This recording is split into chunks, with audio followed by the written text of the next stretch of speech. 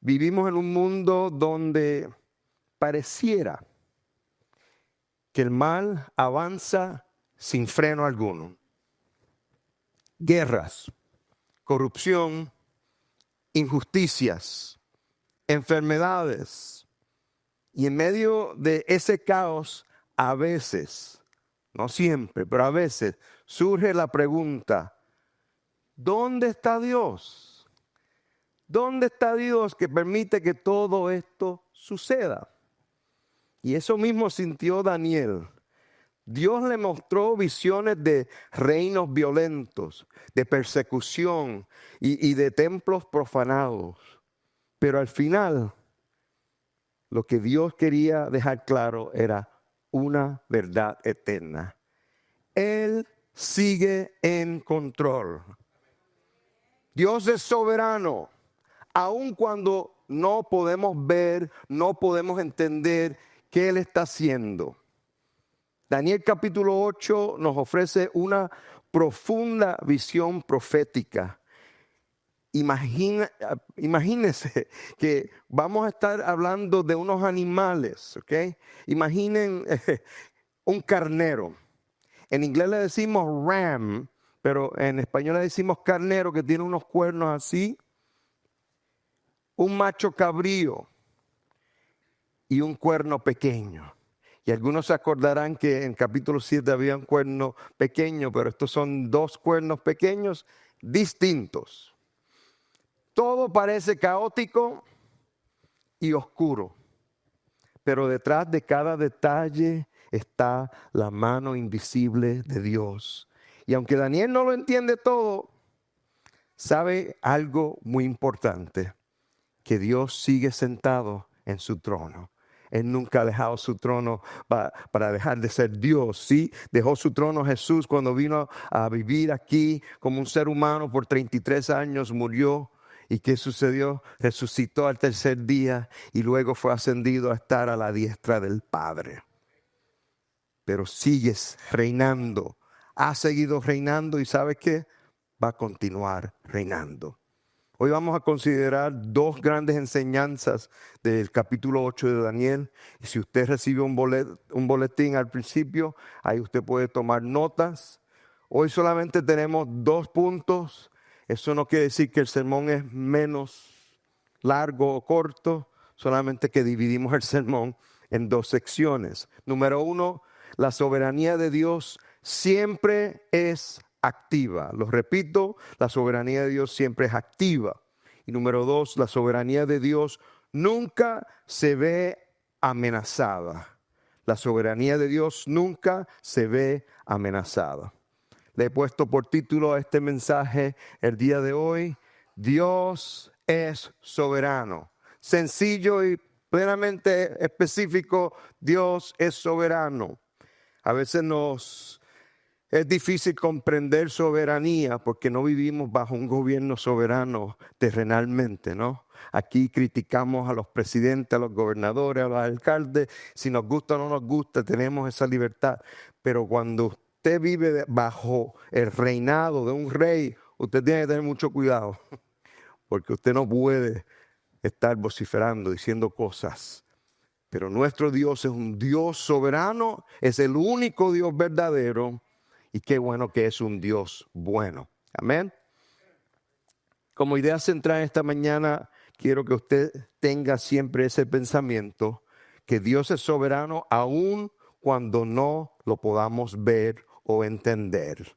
Dios es soberano en todo momento, aunque no lo podamos ver o no lo podamos comprender. Mi primer punto, le vuelvo y le digo: la soberanía de Dios siempre es activa.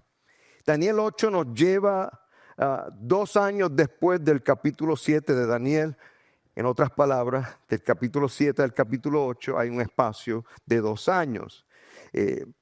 Y Daniel 7 nos dio una mirada amplia de la historia de Babilonia y otros 3 reinos, ¿no? Babilonia, Medo-Persa, griego y romano. Y utiliza varias bestias para representar todo eso. Sin embargo, hoy, en el capítulo 8 de Daniel, vamos a ver representados solamente dos reinos, el segundo y el tercero. Y este periodo abarca aproximadamente 200 años. Daniel miraba hacia adelante, pero nosotros, ¿qué estamos haciendo? Estamos mirando hacia atrás, hacia el capítulo que también la historia. Si a usted le gusta la historia, usted puede buscar libros de la biblioteca o en la escuela y usted puede ver la historia alinearse con la Biblia y con el libro de Daniel. Daniel es un libro de visiones, de sueños, y está lleno de visiones que tienen reyes, pero también que Daniel tiene. Y Daniel 8 es otra de esas visiones. Y los versículos 1 y 2 podemos ver que dice: en el tercer año del reinado del rey Belsasar, se me apareció a mí, Daniel, una visión, después de aquella que se me había aparecido anteriormente. Cuando miré en la visión, sucedió que al mirar yo me encontraba en la ciudadela de Susa, que está en la provincia de Elam, y vi en la visión que yo estaba junto al río Ulai. Si vieron el diagrama que tenemos de la serie, vemos a Daniel sentado al lado de un río. Y él aparece en distintas partes al lado de un río, y por eso hicimos esa gráfica de esa manera. Susa se encuentra a 200 millas de Babilonia. Es un lugar que se utilizaba como la residencia de invierno para los reyes, para ellos vacacionar. ¿Por qué importa eso? Bueno, Babilonia aún no había caído en este capítulo y Belsasar aún no había sido derrotado, pero esta visión ignora por completo a Babilonia. ¿Me comprende lo que quiero decir? Todavía Babilonia está en el mando, pero en este capítulo 8 se encuentran en otro lugar. Miremos los versículos 3 y 4, donde dice: alcé pues mis ojos y miré que un carnero estaba delante del río, tenía 2 cuernos y los 2 cuernos eran altos, pero uno era más alto que el otro y el más alto creció el último. Y vi el carnero dando cornadas al oeste, al norte, al sur, y ninguna bestia podía mantenerse en pie delante de él. Y continúa diciendo: y nadie podía librarse de su poder. Hacía lo que quería y se engrandeció. Este carnero, mi hermano, con 2 cuernos, uno más alto que el otro, está de pie a la orilla del canal Ulai y luego embiste hacia el oeste, el norte y sur. Viene del este y conquista en todas las direcciones. Hace lo que quiere, nadie puede detenerlo, al menos todavía nadie. ¿A quién representa este carnero? Representa el reino medo-persa. ¿Por qué un cuerno es más alto que el otro? Porque este reino es compuesto por 2 reinos, pero no son iguales. El reino persa es más fuerte, es más grande que el medo. ¿Me están siguiendo? Yo sé que esto suena más historia que otra cosa, pero quiero que usted siga conmigo. Vamos a ver los versículos 5 al 8, donde dice: al estar yo observando, vi que un macho cabrío venía del occidente sobre la superficie de toda la tierra sin tocar el suelo. El macho cabrío tenía un cuerno prominente entre los ojos y se dirigió al carnero que tenía los 2 cuernos que yo había visto parado delante del río y lo acometió con la furia de su poder. Lo vi venir junto al carnero y enfurecido contra él, hirió al carnero y le rompió los 2 cuernos y el carnero no tenía fuerza para mantenerse en pie delante de él. Lo arrojó en tierra y lo pisoteó y no hubo nadie que librara el carnero de su poder. Y continúa diciendo: el macho cabrío se engrandeció sobremanera, pero en cuanto llegó a ser poderoso, el gran cuerno se le rompió y en su lugar le salieron 4 cuernos prominentes hacia los 4 vientos del cielo. ¿Cuántos tienen buena imaginación? Porque para leer esto hay que estar imaginándose un carnero, que en inglés le decimos Rams. Hay un equipo de la NFL que se llaman los Rams. ¿Okay? No son mis favoritos. Todos saben que yo soy fanático de las águilas. Ahora, viene un macho cabrío a ganarle al carnero. ¿Hace lógica? No. Nuestra lógica humana es, viene un cabrito contra un carnero. ¿Quién le va a ganar? Si has visto algún video de ellos, los carneros, cómo se pelean entre ellos. Imagínense contra un cabrito. Pero todo esto hace sentido porque este cabrito o macho cabrío representa a un reino que viene bien rápido a desarrollarse y que nadie lo estaba esperando a que hiciera lo que hiciera. Y por supuesto, ese es Grecia. No me quería adelantar, pero ya dándole un poquito para que usted sepa. Amén. Tiene un cuerno entre los ojos. En otras palabras, un unicornio. ¿Okay? Corre hacia el carnero y quiebra los dos cuernos del carnero. El carnero es derrotado, el reino medo-persa. Y nadie puede rescatarlo. El macho cabrío crece en poder hasta que su único cuerno, el unicornio, en su lugar surgen 4 cuernos. Y luego lo voy a explicar con más detalle. Sin embargo, las cosas empeoraron para el mundo. Vamos a ver qué dice el versículo 9. Y de uno de ellos salió un cuerno pequeño que creció mucho hacia el sur, hacia el oriente y hacia la tierra hermosa. Este cuerno pequeño, le quiero aclarar de nuevo, no es el cuerno pequeño del capítulo 7. Aquel es de Roma. Este es de Grecia. Me están escuchando. Gloria a Dios. Ahora, en el capítulo 7, el cuerno pequeño viene del cuarto reino, que lo acabo de decir, y aquí viene del tercer reino. Este cuerno pequeño va a tener un conflicto con el pueblo de Dios. Vamos a ver versículo 10 donde dice, creció hasta el ejército del cielo e hizo caer a la tierra parte del ejército y de las estrellas y las pisoteó. Hermano, hermana, las estrellas arrojadas a tierra y pisoteadas son el pueblo de Dios. Esta es una imagen tomada de Génesis, capítulo 15:5, donde dice, el Señor lo llevó fuera y le dijo, ahora mira el cielo y cuenta las estrellas, si te es posible contarlas. Y añadió, así será tu descendencia. Este cuerno pequeño golpea al pueblo de Dios donde más les duele. Miremos los versículos 11 al 12 donde dice, se engrandeció hasta igualarse con el jefe del ejército, le quitó su sacrificio continuo y fue derribado en lugar de su santuario. Y el ejército será entregado al cuerno junto con el sacrificio continuo a causa de la transgresión. Arrojará por tierra la verdad y hará su voluntad y prosperará. Toda esa barbaridad la va a hacer ese cuerno pequeño y va a prosperar. Este cuerno pequeño interrumpe el culto en el templo y desprecia por completo el Torá o la Torah, como dicen algunos. De hecho, el versículo 12 nos dice que Israel es entregado por su propia transgresión. Esta visión es a la misma vez buena, pero también es mala. ¿Por qué? Buena noticia porque significa que Israel será finalmente traída de regreso a Jerusalén del exilio.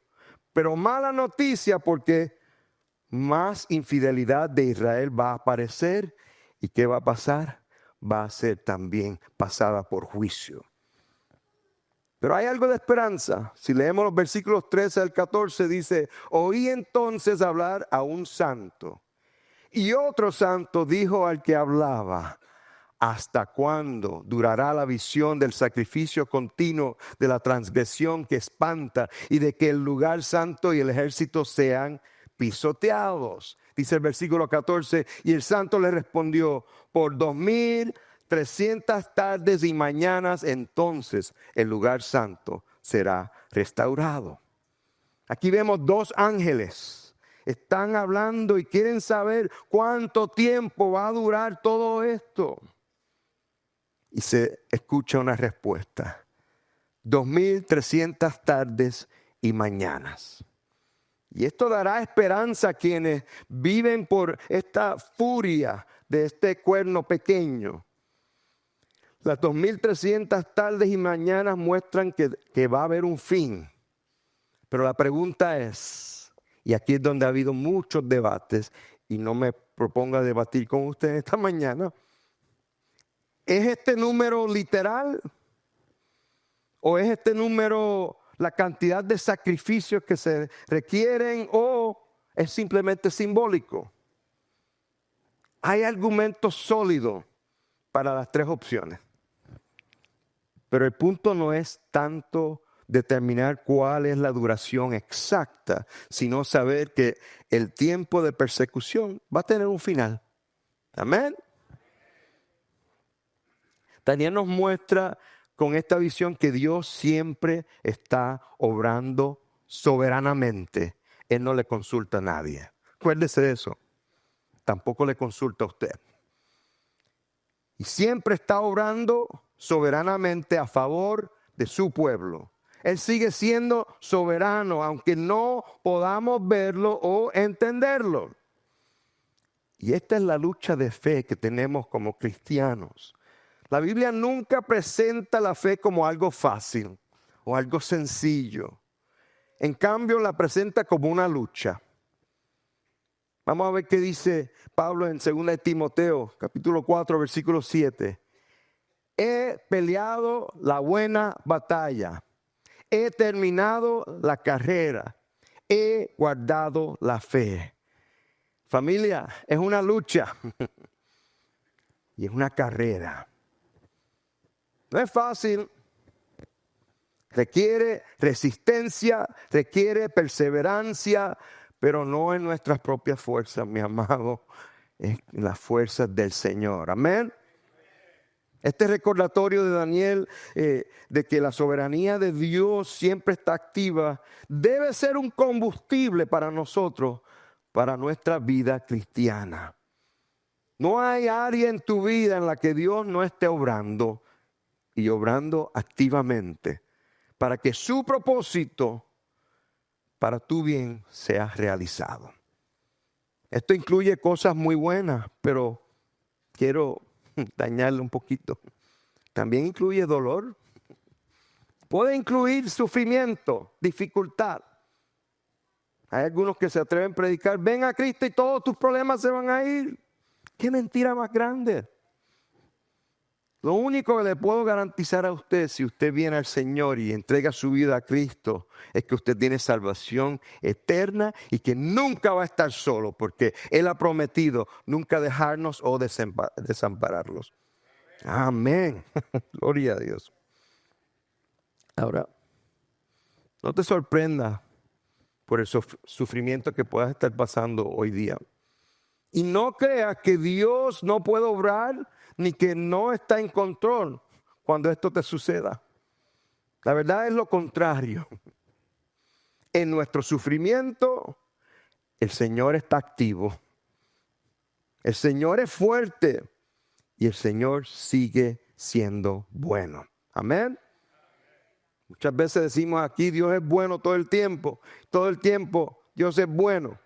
Porque sabemos que durante nuestra vida aquí van a haber buenos tiempos y van a haber unos tiempos no tan buenos.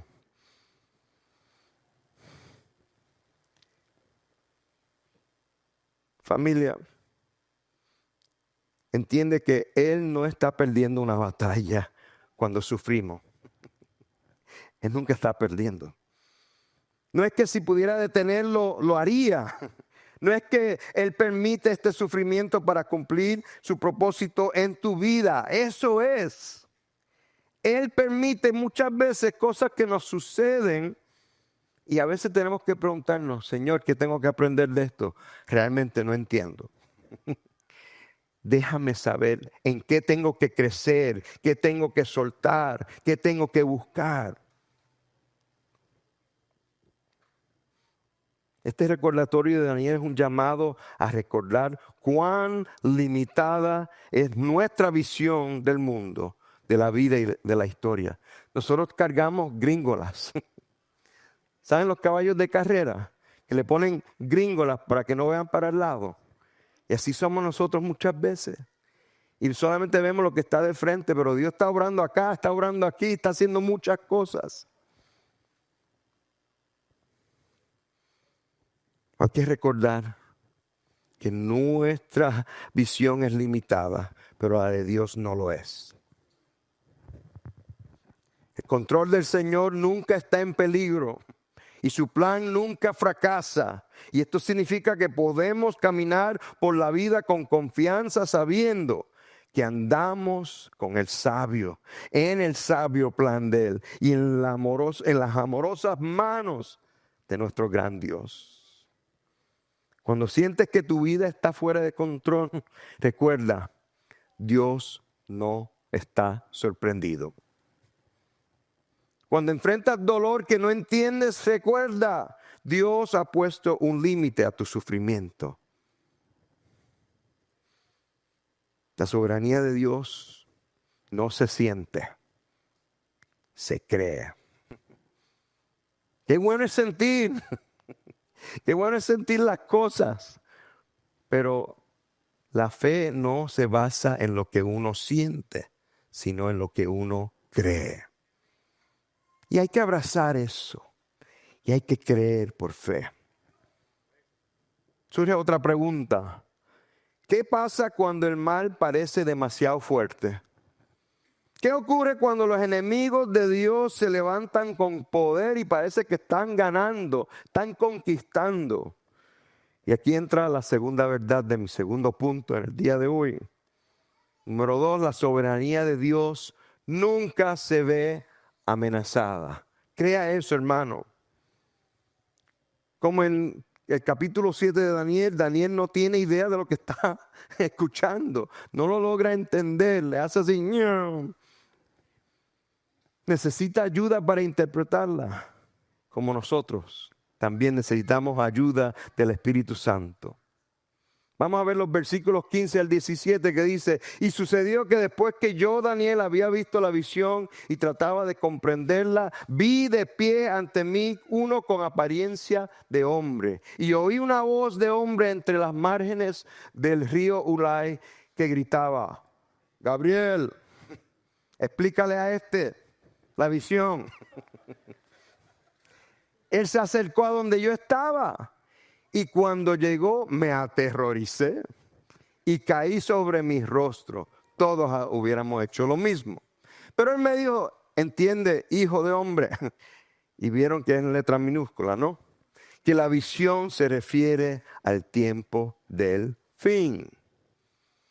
Él ve a uno con apariencia de hombre y escucha la voz de un hombre. La voz viene de entre el río, ¿no? Las orillas del río, desde un lugar donde ningún hombre puede estar, sobre las aguas.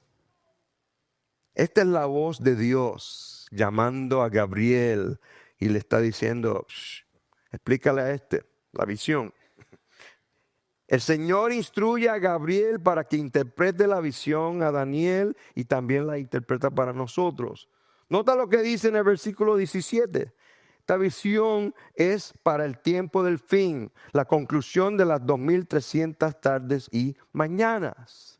Nosotros recibimos una interpretación sorprendentemente específica de esta visión. Vamos a ver lo que dice los versículos 20 al 22. El carnero que viste con los dos cuernos representa a los reyes de Media y de Persia. Ya yo se lo había dicho, pero ahí lo tiene. El macho cabrío peludo representa al reino de Grecia y el cuerno grande que está entre sus ojos es el primer rey. El versículo 22 dice, el cuerno roto y los 4 cuernos que salieron en su lugar representan 4 reinos que se levantarán de su nación, pero no con su poder. Por favor, recordemos que el carnero tiene 2 cuernos y que uno es más largo que el otro, y ese es el reino de Media y Persa. El macho cabrío es Grecia. Si salen con algo claro de aquí, es que son 2 reinos, uno compuesto por Media y Persia y el otro por Grecia. El primer cuerno, el gran cuerno, es el de Alejandro Magno, el primer rey griego. Y ese cuerno fue quebrado. Como sabemos, la historia nos dice que en el año 323 antes de Cristo fue cuando murió Alejandro Magno. Y fue reemplazado por 4 generales. Él no tenía hijos, estaba jovencito, y vinieron 4 generales. Y voy a pronunciar estos nombres, espero que estén bien. Casandro, Lisímaco, Seleuco y Ptolomeo, quienes gobernaron cada uno de ellos sobre una parte diferente del reino de Grecia. Pero es importante señalar que ninguno de sus reinos alcanzó el poder que tuvo Alejandro Magno. Tuvieron sus reinitos, ¿no? El versículo 23 nos responde, ¿quién es este nuevo cuerno pequeño? Y al final de su reinado, cuando los transgresores se acaban, se levantará un rey insolente y hábil en intrigas.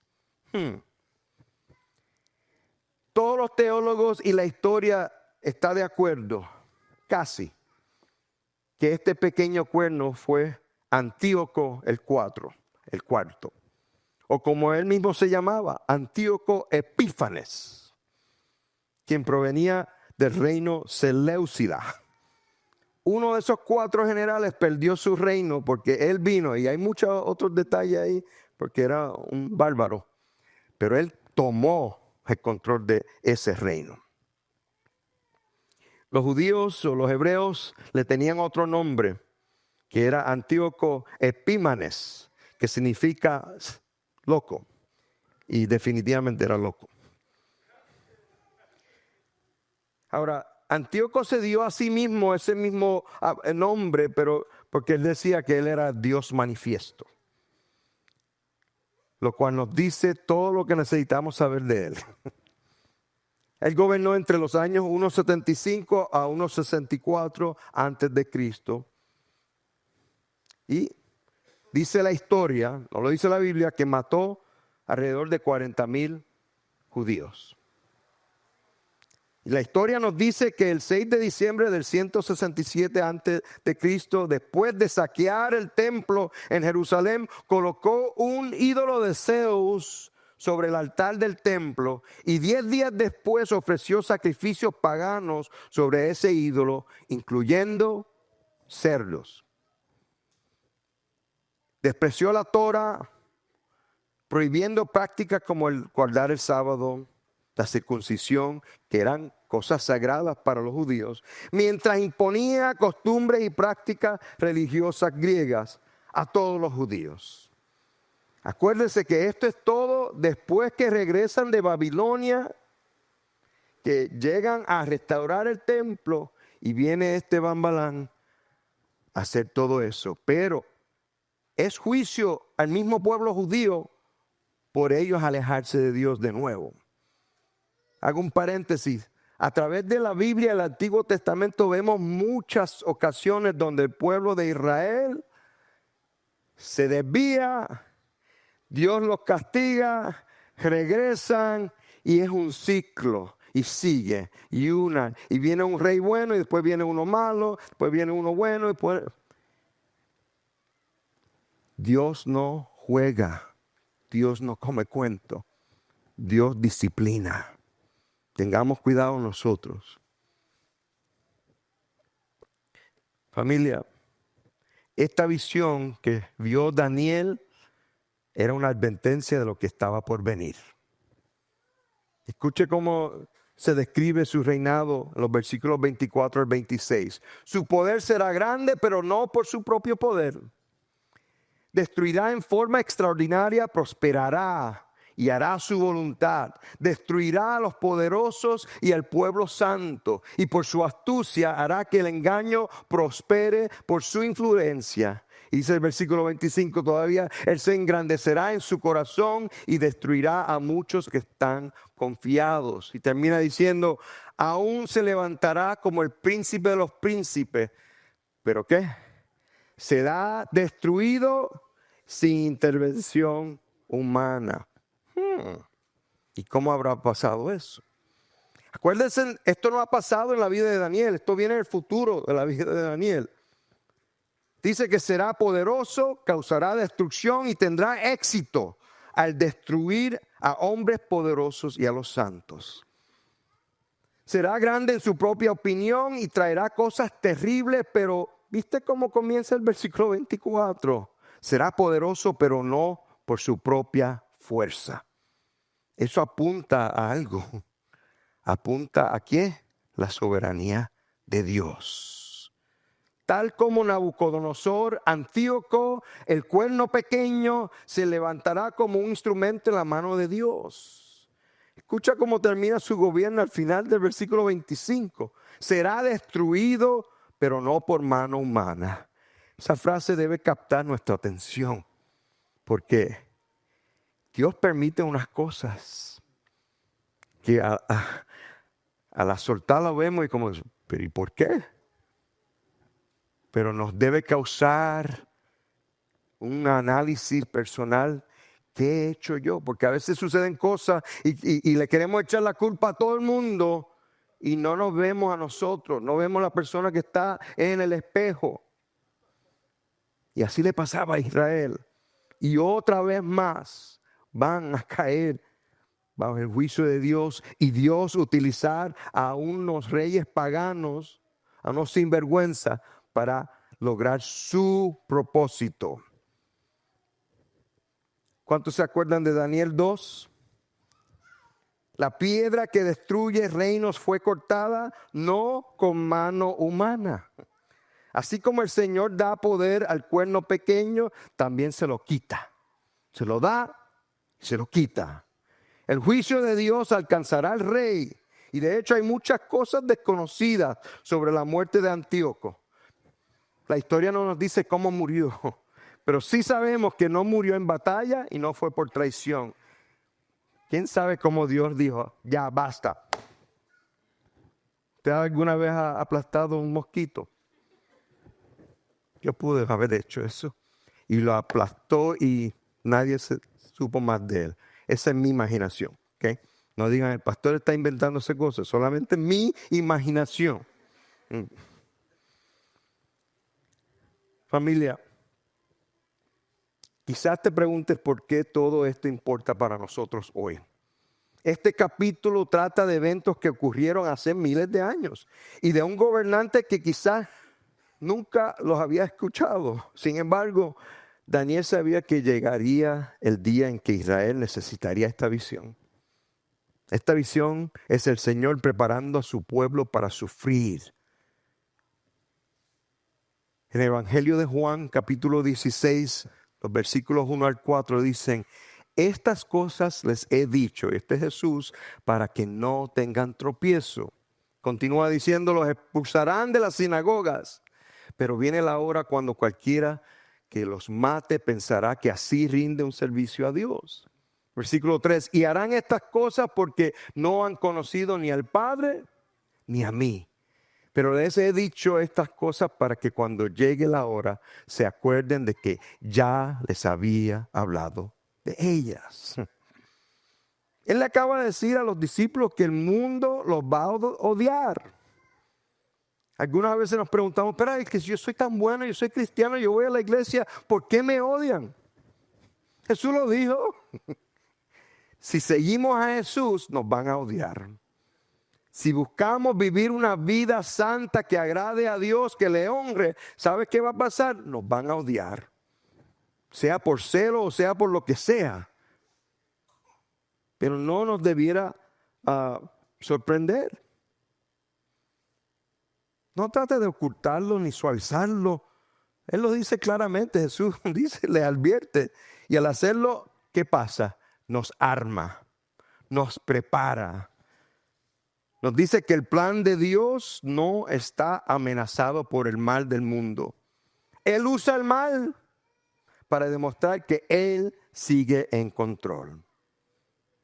Cuando vemos maldad, familia, en las noticias, en los titulares, cuando experimentamos sufrimiento en nuestras vidas, cuando detectamos el pecado en el mundo, nada de esto es evidencia de que el plan de Dios falló, fracasó, o de que su soberanía está en peligro, está amenazado. No, más bien es un recordatorio de que su palabra es verdadera, el mundo sigue siendo pecador y podemos mirar con esperanza al día de su regreso, cuando Él hará todas las cosas nuevas.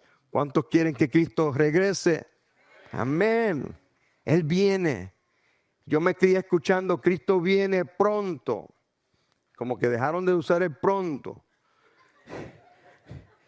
Para el Señor un día es como 1000 años. Todavía puede ser pronto. Que podamos vislumbrar y desear su segunda venida. Daniel vio caos, guerras, persecución, oscuridad, pero al mismo tiempo vio un trono. Los reinos pasan, ya lo hemos visto, pero Dios permanece. Amén. Los hombres mueren, Dios nunca muere. Dios reina. Y aunque parezca que el mal está avanzando, Dios tiene la última palabra. Nada sucede si Él no lo permite. Les hago un par de preguntitas para terminar. Les dije que no iba a ser corto, porque eran 2 puntos nada más. ¿Estás preocupado por el futuro? Ajá. Para aquellos que dijeron no en su mente, no, don Roberto, mira para arriba, no mires el mundo. Les dije la semana pasada, deja de estar viendo las noticias. Yo intencionalmente llevo un tiempo que no veo las noticias. Luego me entero de las cosas que pasan, pero... Y mira, estoy lo más bien, estoy tranquilito. Otra preguntita, ¿sientes que tu vida está fuera de control? Entrégasela a Dios. Él nunca pierde el control. ¿Estás tan cansado como Daniel? Porque el capítulo dice que después de esa visión estaba tan cansado que se tuvo que acostar. Pero no es malo descansar por un tiempo. Levántate, respira, sigue confiando. Dios sigue siendo soberano. Amén. Si hay alguien aquí en el día de hoy que quizás me está escuchando y está diciendo, ese puertorriqueño ahí medio loco, tengo a Cristo en mi corazón, en mi vida, en todo. Cristo es el centro de mi vida. Y Él quiere ser el centro de tu vida también, si ya no lo es. Cuando decimos que Él es el centro de mi vida, es el eje alrededor de todo. No es que es una parte de mi vida. No, Él es el todo.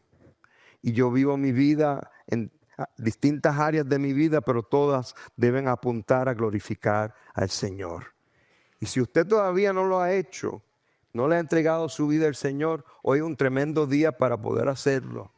Yo voy a estar de pie allí.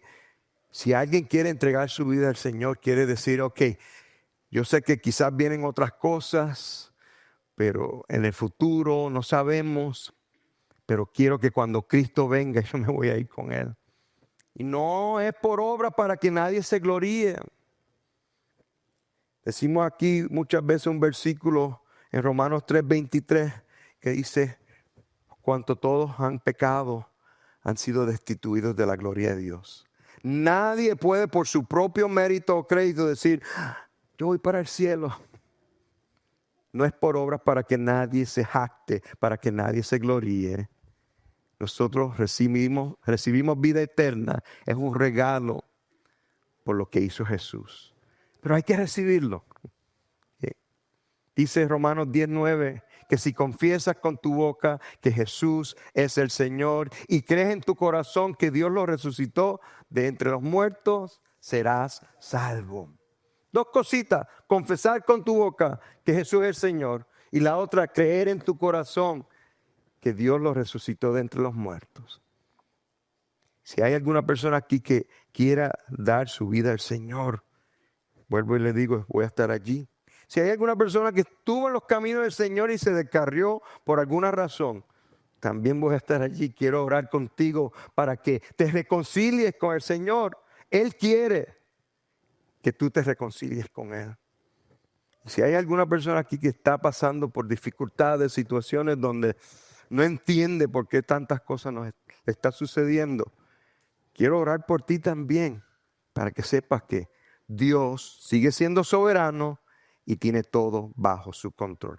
Pongámonos de pie. Te damos gracias, Jesús, por tu palabra. Te damos gracias porque tenemos acceso a ella. Te damos gracias, Espíritu Santo, por iluminarnos, porque son cosas que hasta aún el profeta Daniel no podía comprender. Pero qué bueno por tu Espíritu Santo, que nos ilumina. Y Señor, que podamos salir de aquí sabiendo que tú sigues siendo soberano.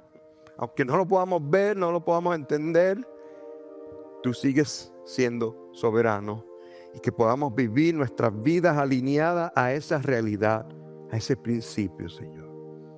Te pido por mis hermanos y mis hermanas aquí, mis amigos, Señor, que tú los bendigas, Señor.